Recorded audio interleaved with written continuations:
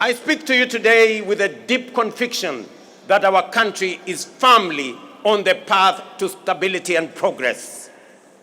We have weathered turbulent times, navigated serious challenges, and through courage, policy decisions pursued with resolve, we have not only stabilized our economy, but also charted a clear course to long-term prosperity. Since August 2022, Kenya has recorded an average annual growth of an average of 5%, outperforming the global average of 3.3% and the regional average of 3.8%. Just last month, the International Monetary Fund projected our GDP to reach US dollars 132 billion. That is 17 trillion Kenya shillings, making us the largest economy in our region and the 6th largest economy in our continent. At the same time, inflation has declined sharply from 9.6% in October 2022 to 3.8% in May this year, well below our target of 5% and bringing welcome relief to households and businesses.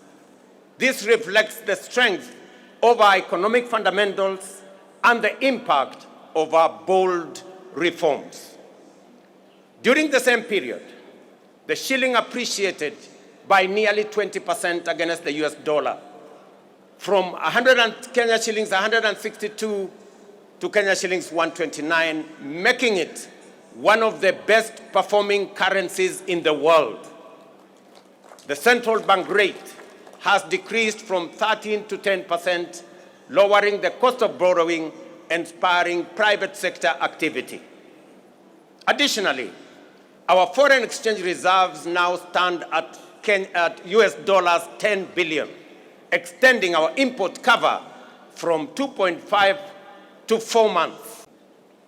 Ladies and gentlemen, word is beginning to get out throughout the nation that SHA is working, by which citizens mean that the transition challenges and teething problems are now behind us, and universal health coverage is now serving Kenyans and leaving no one behind. Since the rollout of Taifa Care in October 2024, 23 million Kenyans have so far registered with the Social Health Authority, a resounding vote of confidence in our reformed healthcare model. We are now recording an average of 50,000 new registrations every day, a clear testament to the fact that Kenyans have embraced a system designed to guarantee access to quality, affordable, and dignified healthcare for all of us.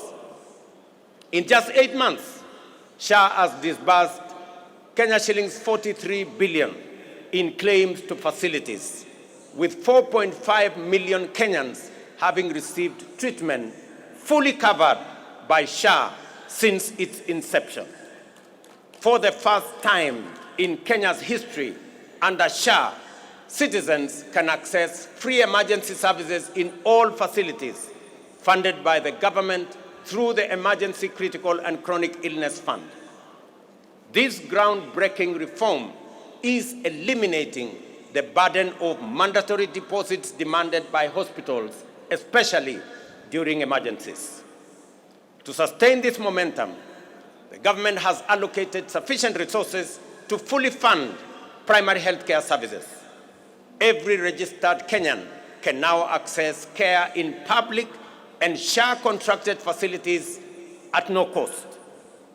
Taifa Care is universal in both word and deed. These healthcare services deliver transformation goes beyond the magnitude of numbers or of new beneficiaries to real impact on citizens. SHA is settling payments promptly, ensuring that no Kenyan is turned away due to lack of funds. Additionally, to expand access to comprehensive inpatient care. The Social Health Authority is prioritizing the enrollment of all Kenyans with a particular focus on those in the informal sector, many of whom were previously excluded under the now defunct National Health Insurance Fund. Although informal households account for approximately 80% of the population, they have historically faced significant barriers to access health insurance.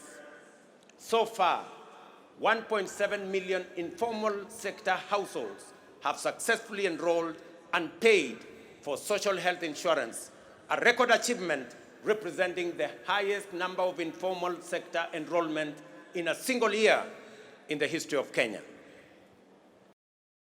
As you lead us, Your Excellency, I am satisfied that we are on a course of paying the historical debt of our forefathers who fought for the freedom of Kenyans to govern their own affairs and to rule themselves.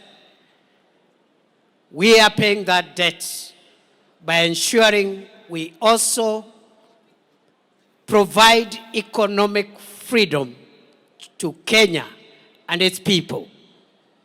Number two, Your Excellency, in that journey, I am equally persuaded that we as a country, and with you as our leader, we are also creating a more inclusive Kenya. From an economic standpoint, for a long time, the investments of national resources, especially in supporting the value chains from where the majority of our people derive their income, those resources have sometimes forgotten certain sectors. I am glad, under your administration, Your Excellency, we are spending more money, not only to strengthen the traditional value chains in tea and coffee and all the other important crops grown in our country, not just in livestock development, but we are also spending enough resources to provide support to fisher folk and make sure our country maximizes from our blue economy resources. As we live and travel this journey, it is also clear on us that between yourself and His Excellency Raila Odinga, you are speaking to our nation so that we can forge closer ties among ourselves as citizens of Kenya, reduce barriers brought about by politics, ethnicity, religion. And going forward, Your Excellency, we look forward to your partnership, yourself and His Excellency Raila Odinga, and the rest of us who are fortunate to be in leadership positions, to build a more united Kenya, a more inclusive Kenya, where one's place of birth, religion, ethnicity doesn't have to count. Rather, their merit and what they bring on board in the contribution of our national development is what matters. I want to appeal that we also bring on board all generations, so that the younger people, the older people, the children, and even the generations to come, we all find ourselves in that one ecosystem because we all belong to this country. No generation is superior to the other. The older people have a role to play. the younger people have a role to play, our children have a role to play, even the unborn, when they arrive in the world through Kenya, they will have a role to play. Nakushukuru Mheshimiwa Rais, na mimi nataka nikuambie nitaendelea kusaidia vile unajaribu kuunganisha Kenya. Nimshukuru mzee wetu Mheshimiwa Raila Odinga ambaye ni kiongozi amesukuma siasa ya Kenya kwa muda mrefu before some of us even arrived in the scene. But he is courageous enough, patient enough all the time to consider Kenya greater than each one of us. In this context, we must recall another milestone anniversary. The year 1945 not only marked the end of the Second World War. That year, 80 years ago, the Pan-African Federation was created. The founders of the Federation, including Jomo Kenyatta, sent a clear message to the world. 700 million people living under colonial rule and without rights had had enough. They demanded their place under the sun. One by one, the former colonies became sovereign and independent states, but the idea of African unity never faded, least of all in Kenya. What better proof of this vision than the most important project in African history to date, the creation of the African Continental Free Trade Area in 2018. Kenya was among the first countries to ratify the founding treaty. Mr. President, ladies and gentlemen, the lessons of the past shape our vision of the future.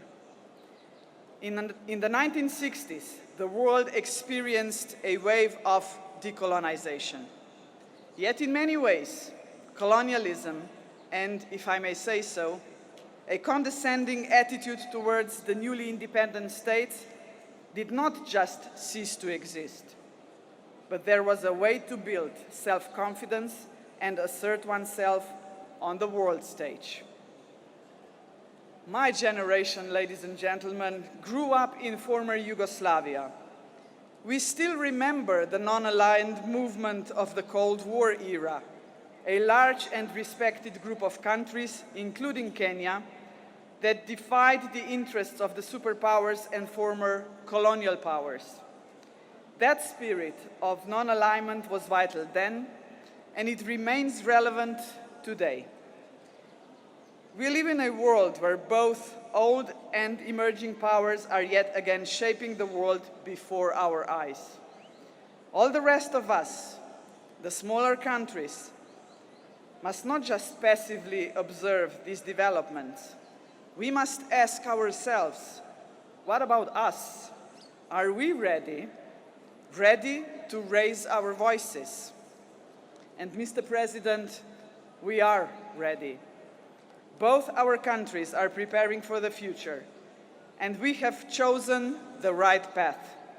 Sustainable economic growth, protection of rich biodiversity, a strong will to keep pace with rapid scientific development, a commitment to multilateralism, to international cooperation and tackling common problems.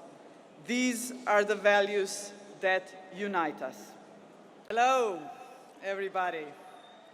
Dear Mr. President, distinguished guests, and above all, people of Kenya, I stand here before you deeply honored by the privilege that Kenya, a proud and powerful nation of the African continent, has bestowed upon me to address the Kenyan people on behalf of the people of Slovenia. I stand before you humbled yet proud of how warmly Slovenia has been received and of our shared desire to see the cooperation between our two countries flourish. 62 years ago, the Kenyan people wrote a pivotal chapter in history. Madaraka Day, the day Kenya gained the freedom of self-government, marked the day Kenya finally secured the right to shape its future. An arduous journey came to an end. The days when foreign settlers drove the Kenyan population from fertile land and forced them into poorly paid labor are long gone, but they will never be forgotten. For the struggle for the independence was anything but easy, and it came at a heavy cost. Of course, the Kenyan people know only too well that history is not just about facts. It is also about preserving and developing the fundamental values that ensure the survival of a nation. Values that strengthen its identity and, above all, its unity. Jomo Kenyatta, the man who led Kenya to independence, recognized this. He also knew that Kenya's unity alone would not be enough to secure a bright future of Africa. Africa must also unite. A strong Africa, ladies and gentlemen, means a strong Kenya.